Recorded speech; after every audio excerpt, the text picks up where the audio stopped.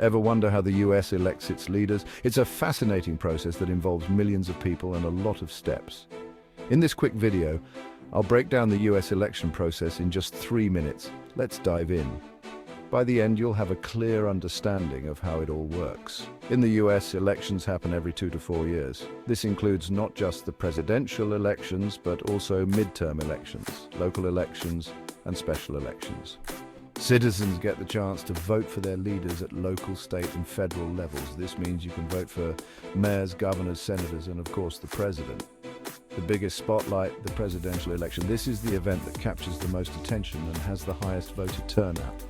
But how does that work? It can seem complicated, but let's break it down step by step. It all starts with primaries and caucuses. These are the preliminary rounds where each political party selects its nominee for the general election. Think of these as the qualifying rounds where political parties, like the Democrats and Republicans, choose their candidate. Each party has its own process and rules. Primaries are statewide elections, while caucuses are more like big local meetings. In a primary, you cast a secret ballot, but in a caucus, you might gather in groups and openly show your support. Different states use different systems, but the goal is the same: pick the best candidate for the final election. Some states have open primaries, others have closed primaries, and some use a mix of both. Then comes the general election, where voters across the country head to the polls in November. This is when the final decision is made about who will become the next president. But here's the twist. The US doesn't rely on a direct popular vote. Instead, we use a system called the Electoral College, which adds another layer to the process.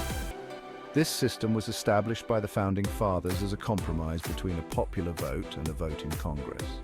Each state has a certain number of electoral votes, and the candidate who wins a state typically gets all of its electoral votes.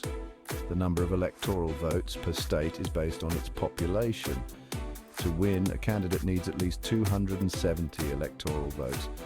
This means that sometimes a candidate can win the presidency without winning the popular vote. After the votes are in, the final step happens in January, when Congress officially counts the electoral votes. This is a formal process that confirms the results of the election. If everything checks out, we've got a new president, or a re-elected one. The new president is then inaugurated on January 20th, and that's the US election process in a nutshell. It's a complex system, but it's designed to ensure that every vote counts and that the process is fair and transparent. Every 4 years, voters choose who will lead the country, with a mix of popular vote and the Electoral College deciding the final outcome. It's a unique system that has evolved over time. Make sure you're registered to vote in the next election. Your vote is your voice, and it's important to participate in the democratic process. Want to learn more about how government works? There's so much more to explore, from how laws are made to how the judicial system operates. Subscribe for more quick and easy breakdowns of important topics. We cover everything you need to know to stay informed and engaged. See you next time.